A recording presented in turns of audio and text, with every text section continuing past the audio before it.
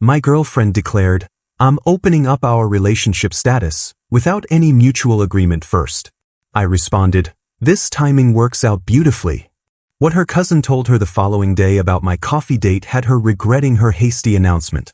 Maya and I had been together for 4 years, the kind of steady relationship where you talk about house down payments and pet adoption timelines, where Sunday mornings meant coffee in bed and debates about which farmer's market had the best organic produce. I thought we were building something solid, something that would last through mortgage applications and family holidays. Then last Tuesday evening, Maya walked into our shared condo with this determined expression I'd never seen before, like she'd rehearsed whatever she was about to say in the mirror for weeks. "Brandon, we need to have a serious conversation about the future of our relationship," she announced, setting her yoga mat down with unusual precision. I looked up from my laptop where I'd been reviewing structural plans for a bridge project. "What's on your mind?" She sat across from me on our couch, hands folded in her lap like she was delivering a business presentation. "I've been doing a lot of thinking lately about personal growth and exploring different aspects of myself. I think we should transition to an open relationship structure." The words hit me like unexpected turbulence on a smooth flight. 4 years together, and she was announcing this like a unilateral policy change. "An open relationship," I repeated slowly. "That's right. We're both still young, and I think it would be healthy for us to experience other connections while maintaining what we have as our primary foundation." The clinical way she spoke made it sound like she'd been researching this decision for months without mentioning it once. I studied her face, looking for any sign of the Maya who used to ask my opinion on everything from restaurant choices to career decisions. "This is something you've decided, not something you're suggesting we discuss." "Well, I mean, we can discuss the logistics and boundaries, but I think this is the direction we need to move in for both of our personal development." Her voice wavered slightly, like she hadn't expected me to pick up on the fact that this wasn't actually a conversation. That's when it clicked. The late-night yoga classes that had started 2 months ago. The way she'd been distant during our usual evening walks. The mysterious text messages she'd started hiding. "You know what, Maya? The timing actually works out beautifully." Her confident expression faltered for just a moment. "What do you mean?" "Luna from my climbing gym has been pretty clear about her interest in getting to know me better. She's been asking if I'd like to grab coffee sometime, and I've been turning her down because I was in a committed relationship. But if we're opening things up, I should probably text her back." Maya's face went through several expressions rapid fire: surprise, concern, then something that looked suspiciously like panic. "Wait, hold on. We should probably establish some ground rules first before either of us starts reaching out to other people." "Ground rules? I thought you said we could discuss logistics after you'd already decided we were doing this." I pulled out my phone and started typing a message to Luna. "What are you doing right now?" Maya's voice had shifted from confident to anxious in record time. "I'm texting Luna to see if she's free for coffee tomorrow." "Isn't this what you wanted?" "I just think we should be more methodical about this transition. Maybe we should both take a few days to think about boundaries and expectations before we start dating other people." The irony was absolutely beautiful. She'd announced this decision like it was already in motion, but the second I showed genuine enthusiasm for her plan, suddenly we needed to pump the brakes. "Maya, you've clearly been thinking about this for a while. I'm just following your lead here." I finished typing the message and hit send. There we go. Luna and I are meeting for coffee at Meridian Roasters tomorrow at 10. "Brandon, I really think we should talk about this more thoroughly first." "What's there to talk about? You said you wanted us to explore other connections." "I'm exploring. Luna's an amazing photographer, and we have incredible conversations about art and outdoor adventures. Plus, she's been incredibly respectful about boundaries, which I appreciate." Maya stared at me like I'd just announced I was moving to another country. "You've been thinking about dating her?" "I've been thinking about how attractive and interesting she is, yes. But I wasn't going to act on it because I was committed to you. Now that you've changed those parameters, I'm excited to see where things go." That night, Maya barely slept. I could hear her tossing and turning, probably realizing that opening our relationship meant I'd be dating other people too, not just graciously accepting whatever she'd already lined up for herself. Coffee with Luna turned into a 3-hour conversation that reminded me what genuine connection actually felt like. She taught rock climbing at the gym on weekends and spent her free time photographing Portland's hidden waterfalls, the kind of person who found beauty in places other people overlooked. "I've noticed you working out alone lately," she mentioned, stirring honey into her cappuccino. Maya's been doing her own thing with Pilates classes. She found this instructor who's apparently revolutionizing her core strength. Luna laughed, this genuine sound that made me realize how long it had been since I'd heard authentic laughter in my own home. Jake Martinez? He's got quite the reputation for intensive one-on-one sessions.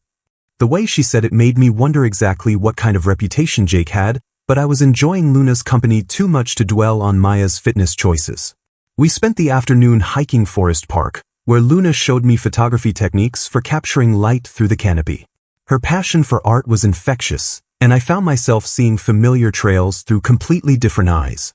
Meanwhile, Maya had apparently arranged her own coffee date, though she was significantly less enthusiastic when I asked about it over dinner. "How was your day?" I asked, genuinely curious about how her first open relationship experience had gone. "Fine." Jake and I grabbed lunch after our Pilates session.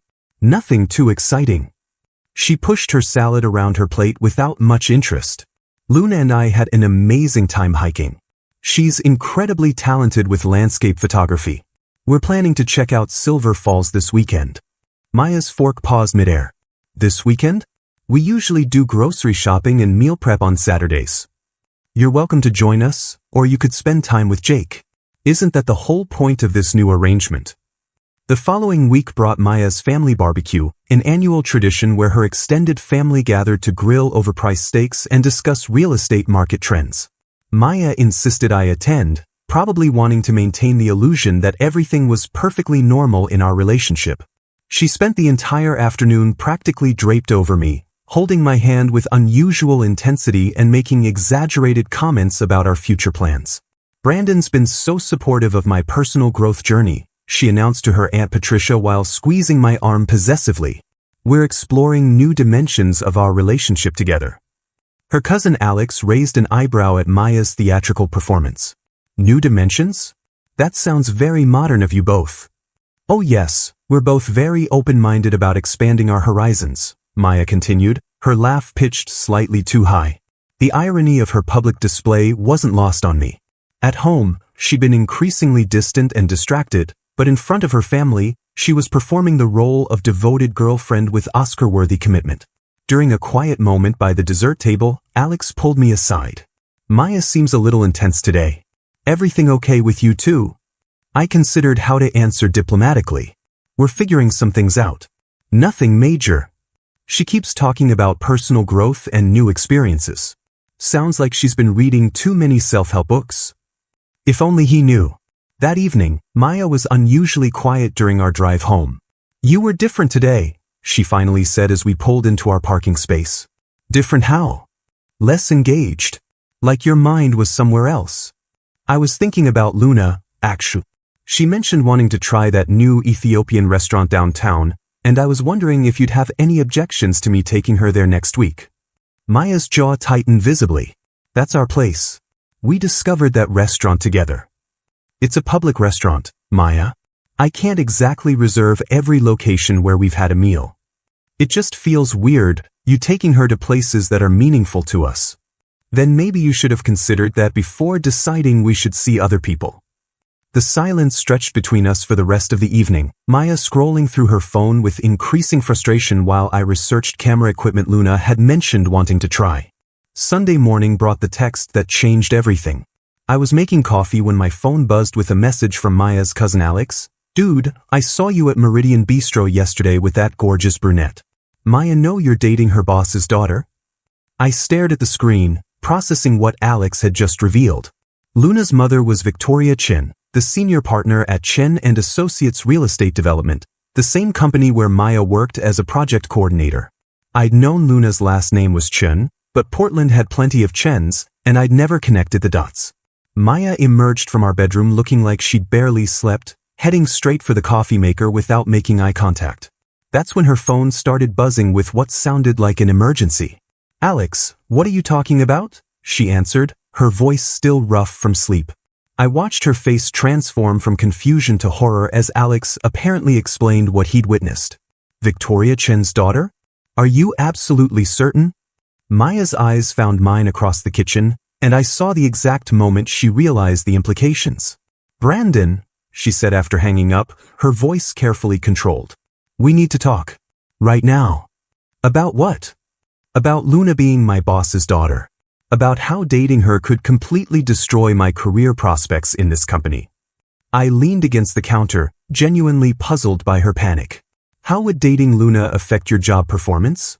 Victoria oversees all the major development projects.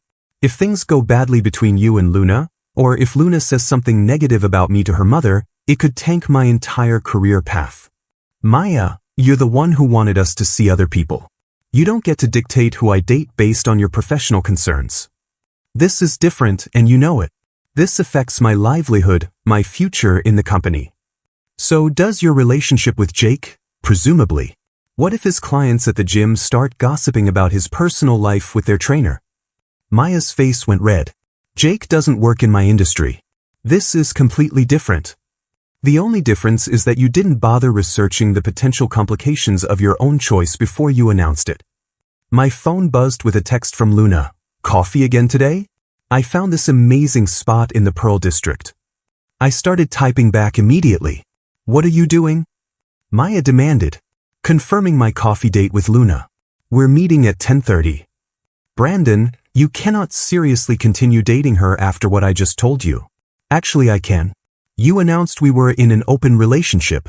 You didn't include a clause about approval processes or professional conflict assessments. Maya grabbed my arm. Please. I'm asking you as someone who's been in your life for 4 years. This could ruin everything I've worked for at Chen and Associates. I gently removed her hand. Maya, where was this level of consideration when you were making unilateral decisions about our relationship status? You didn't ask how I might feel about you dating other people. That's completely different. Is it? Because from where I'm standing, it looks like you expected me to gracefully accept whatever arrangement benefited you, but now that your plan has unexpected consequences, suddenly we need to negotiate boundaries. The desperation in her voice was becoming more apparent. What if Victoria finds out we're in an open relationship? What if she thinks I'm unprofessional or unstable? Then maybe you should have considered those possibilities before announcing your decision. I finished my coffee and grabbed my jacket. I'm meeting Luna in 40 minutes. We'll probably spend the day exploring some of those photography locations she mentioned. Brandon, I'm begging you. Please don't do this. Do what? Date someone who's kind, intelligent, and genuinely interested in getting to know me? Someone who asks about my engineering projects and remembers details from our conversations. Maya's composure finally cracked completely. Fine. If you're going to be stubborn about this, then I'm going to spend the day with Jake. See how you like it when I'm not sitting around here waiting for you to come home. Have fun, I said, meaning it. Jake seems like a nice enough guy. The look of frustrated confusion on her face as I left was absolutely priceless. She'd expected jealousy, possessiveness, maybe even anger. Instead, I was genuinely encouraging her to enjoy her time with someone else, which clearly wasn't part of whatever script she'd been following.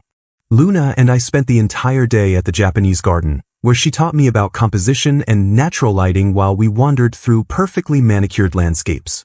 Her genuine enthusiasm for art was refreshing, and I found myself completely absorbed in her stories about traveling through Southeast Asia to document traditional architecture.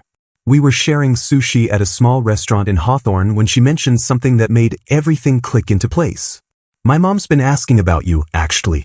She thinks it's sweet that someone's finally showing genuine interest in my photography work. Your mom knows about me? Victoria Chen, senior partner at Chen and Associates. She mentioned that one of her project coordinators has a boyfriend named Brandon who works in civil engineering. Small world, right? I nearly choked on my California roll. Maya never mentioned that connection. Maybe she doesn't know? Mom keeps her personal and professional lives pretty separate. Though she did say this Maya person has been distracted at work lately, spending a lot of time on personal phone calls during meetings. Meanwhile, Maya had apparently spent her day with Jake, But when I returned to our condo that evening, she was waiting for me with the kind of manic energy that suggested things hadn't gone according to her plans.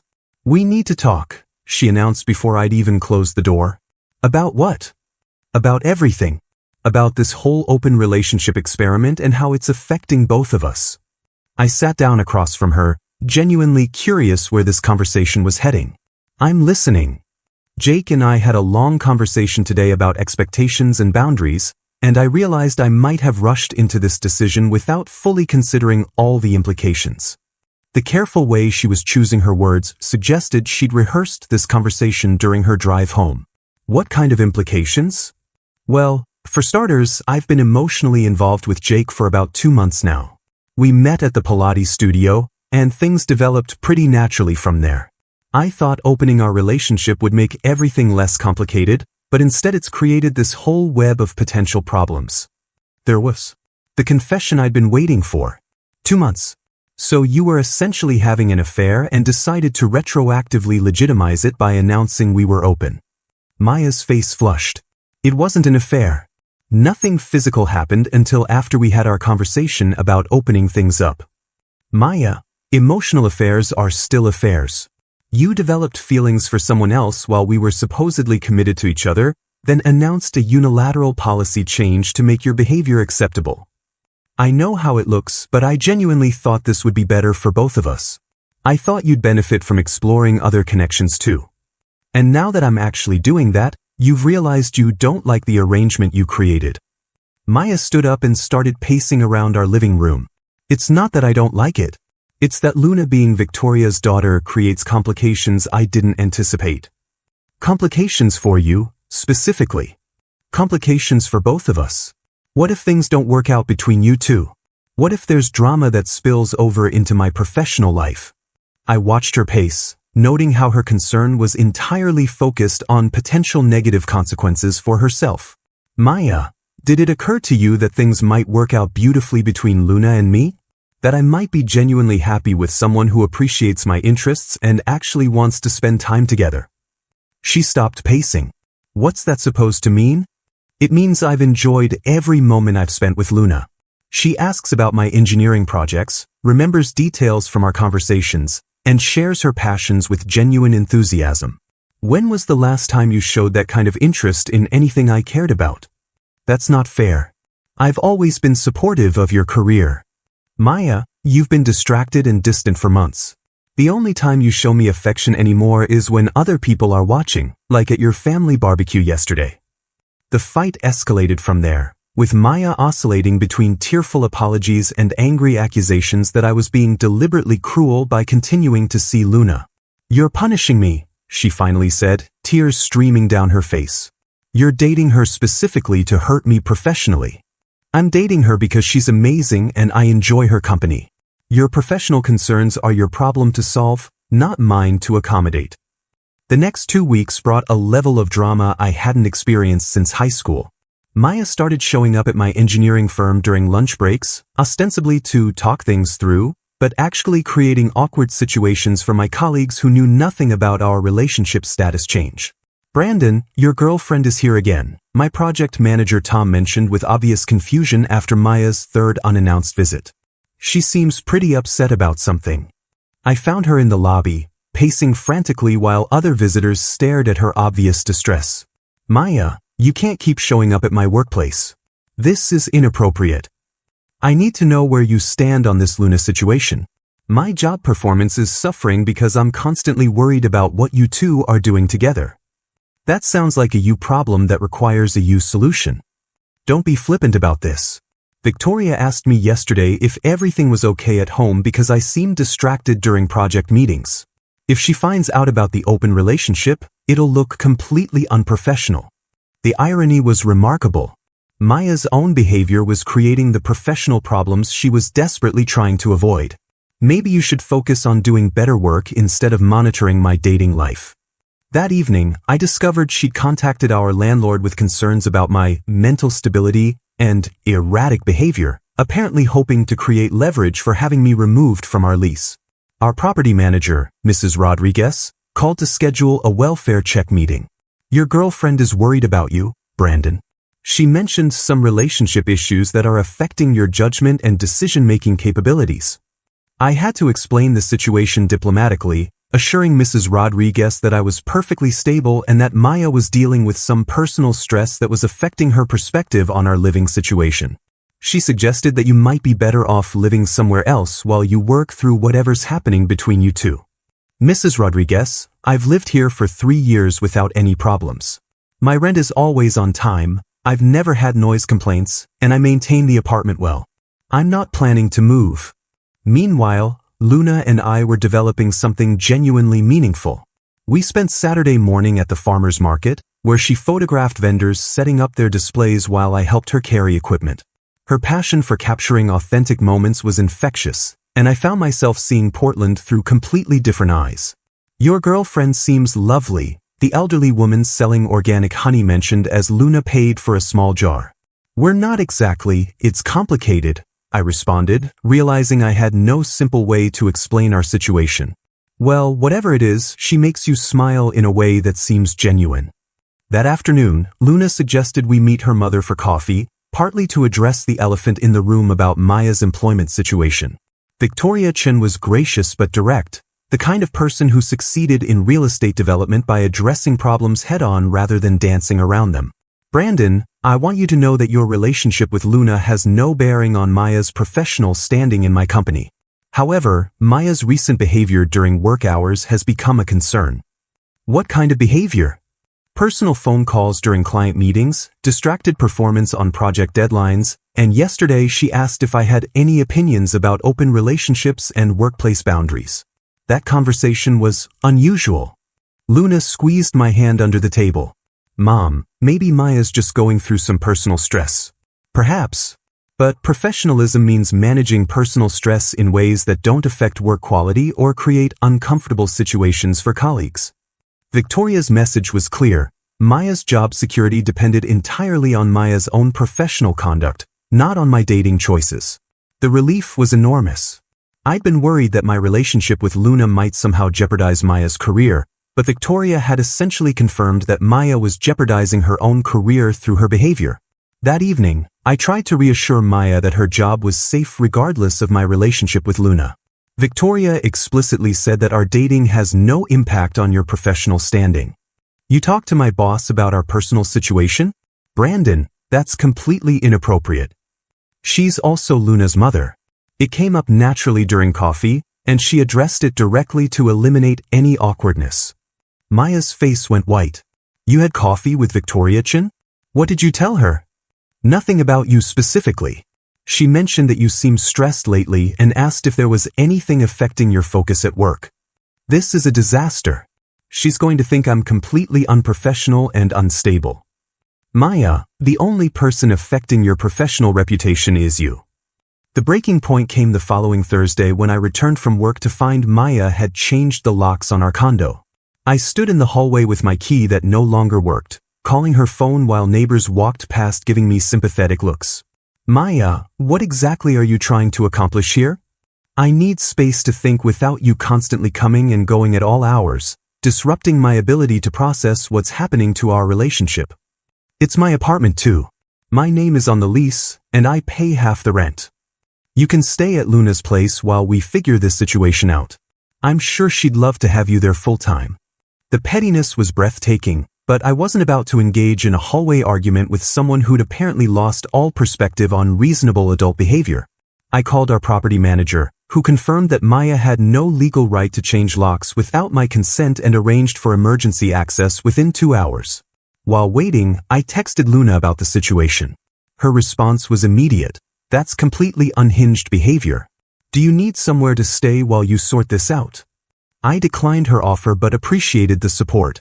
When Mrs. Rodriguez arrived with replacement keys, she looked genuinely concerned. Brandon, this kind of domestic disruption isn't something we typically see from stable tenants. Are you sure everything's okay? Maya's dealing with some personal stress that's affecting her judgment. I'm hoping she'll stabilize once she works through whatever's bothering her. That evening, Maya emerged from our bedroom like nothing unusual had happened. How was your day? She asked as if she hadn't literally locked me out of my own home. Interesting. I learned that changing locks without your co-tenant's consent is considered harassment under Oregon rental law. Her casual demeanor shifted immediately.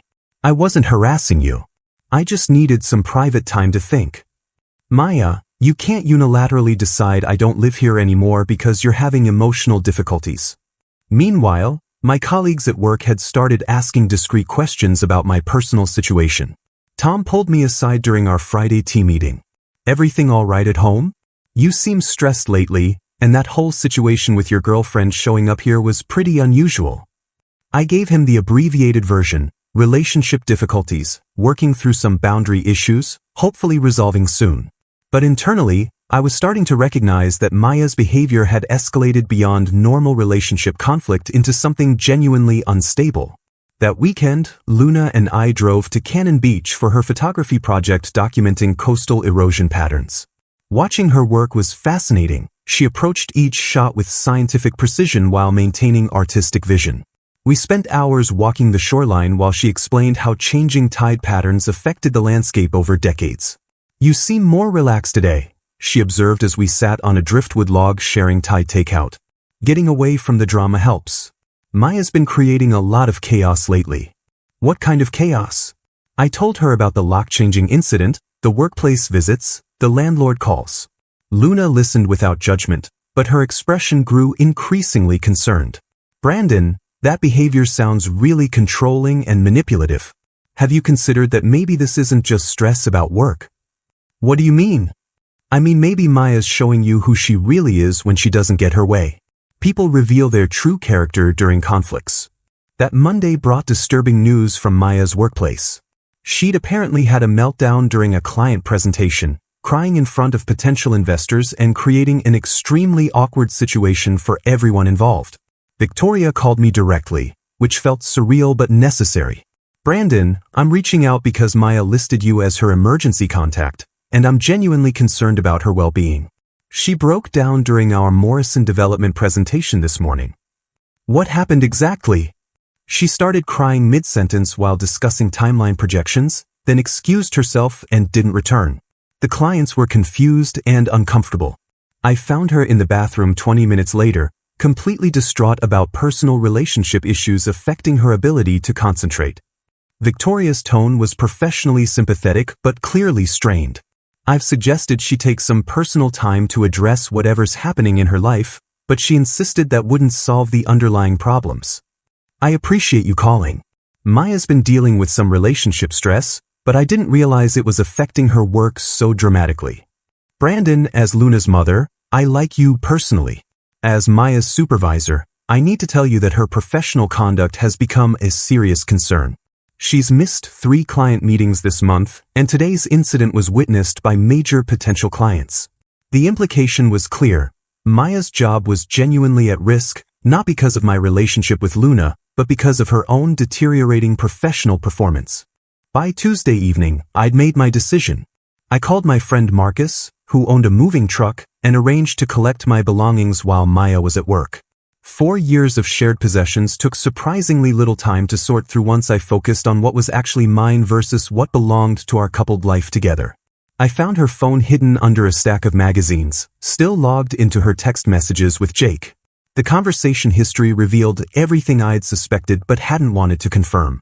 2 months of increasingly intimate messages, complaints about my boring predictability, and detailed plans for their relationship once she'd handled the Brandon situation gracefully. I can't wait until this whole mess is resolved and we can be together properly, read one message from 3 weeks ago. He's being so difficult about everything, like he doesn't understand that some people outgrow their relationships naturally. Jake's responses were less romantic than Maya probably hoped. Yeah, transitions are complicated. Speaking of which, I should mention that I'm also seeing 2 other women right now. I hope that doesn't create problems for us. The thread continued with Maya trying to negotiate exclusivity while Jake repeatedly explained that he preferred keeping things casual with multiple people. By last week, their conversations had taken a distinctly different tone. Maya, I think you misunderstood what I was looking for. I'm not interested in replacing your current relationship with something equally committed. But we talked about building something real together once I was free to focus on us properly. I think we had different interpretations of those conversations. I enjoy spending time with you, but I'm not looking for anything exclusive or serious right now. The devastation in Maya's most recent messages was obvious. Her entire plan had backfired spectacularly. She torpedoed our 4-year relationship for someone who'd never intended to offer her the commitment she'd assumed was guaranteed. I took screenshots of the relevant conversations, not for revenge, but for clarity about what had actually happened versus Maya's revised narrative about mutual exploration and personal growth. Marcus helped me load my engineering books, computer equipment, and furniture into his truck while I tried to process the full scope of Maya's deception. "Dude, this is some next-level manipulation," he said after I explained the situation. "She basically blew up your relationship for a guy who was never planning to catch her." That afternoon, I found a furnished studio apartment in the Pearl District, walking distance from several coffee shops Luna and I had discovered together. The landlord was refreshingly straightforward about lease terms and didn't require extensive personal references or emotional stability assessments. Maya returned to our former condo around 6, probably expecting to find me waiting anxiously for permission to collect my belongings. Instead, she found empty closets, missing furniture, and a note explaining that I'd moved out permanently. Her phone calls started immediately, cycling through the predictable emotional stages: confusion, anger, bargaining, desperation. "Brandon, we can work through this. I made mistakes, but we can rebuild what we had." "Maya, you spent 2 months planning your exit strategy with Jake while pretending to be committed to me. That's not a mistake, that's a deliberate deception. I never meant for things to get so complicated. Jake wasn't supposed to be just a casual thing. So you admit this was all about transitioning from me to him, and the open relationship was just cover for your affair." The silence stretched long enough that I wondered if she'd hung up. I thought I loved him. I thought he wanted the same future I did. What future was that exactly? The one where you quit your job to become an influencer while he supported you financially. How did you know about that? "Maya, I lived with you for 4 years. I know how your mind works when it comes to long-term planning and financial security." Victoria called me that Friday with professional updates that felt surreal but necessary. Maya submitted her resignation this morning, effective immediately. She mentioned needing to focus on personal issues and exploring alternative career paths. Is she eligible for rehire? Based on her recent performance issues and the circumstances of her departure, that seems unlikely. She left several projects unfinished and didn't provide adequate transition documentation. Luna and I spent that weekend apartment hunting together, not for shared living space, but to help me find a permanent place that reflected my actual preferences rather than compromises with Maya's expensive tastes. We found a perfect 1-bedroom in Hawthorne with natural light for her photography visits and space for my drafting table. "You seem different," Luna observed as we walked through the empty rooms.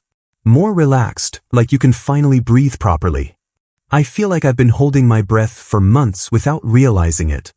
That evening, Maya showed up at my new apartment building, somehow having tracked down my address through methods I preferred not to contemplate. "Brandon, I need you to understand that I never meant for any of this to hurt you. Everything got so complicated so quickly. Maya, you orchestrated this entire situation. You chose to have an emotional affair, you chose to announce the open relationship, and you chose to create drama at work. Those weren't accidental complications. I know I handled things badly, but we had something real for 4 years. That has to count for something." I looked at her standing in my doorway, mascara smudged from crying, designer purse clutched like a life preserver. "Maya, what we had was real for me. But for you, it was apparently just a placeholder until something shinier came along." The finality in my voice seemed to register with her for the first time. "Jake was a mistake. A terrible mistake. But you and Luna, that's real too, isn't it?" "Yes, it's real. And honest. And built on actual mutual respect rather than manipulation and deception." "So that's it? For years, and you're just walking away?" "Maya, you walked away 2 months ago when you started planning your future with Jake. I'm just catching up to where you've already been emotionally." I closed the door gently but firmly, listening to her footsteps fade down the hallway. 3 months later, Luna and I were planning a weekend trip to document the wildflower blooms in the Columbia River Gorge when I heard through mutual friends that Maya had moved back in with her parents in Beaverton. Apparently, Jake had ended things completely after her workplace meltdown, and she'd been unable to find another position in real estate development. Her Instagram had shifted from luxury lifestyle posts to inspirational quotes about resilience and new beginnings. Do you ever feel guilty about how things ended? Luna asked as we planned our photography route. I feel sorry that she made choices that hurt herself so badly. But guilty? She created this situation, and I just refuse to enable her manipulation. Luna nodded, understanding in the way that emotionally healthy people do. Sometimes the most loving thing you can do is let someone experience the consequences of their actions instead of protecting them from reality. 6 months after Maya's open relationship announcement, I woke up in my own apartment, made coffee with someone who genuinely wanted to be there, and realized that everything had worked out exactly as it should. Maya had gotten the freedom she demanded, and I'd gotten the chance to find someone who actually appreciated what I had to offer. The timing really had worked out beautifully, just not in the way Maya had planned.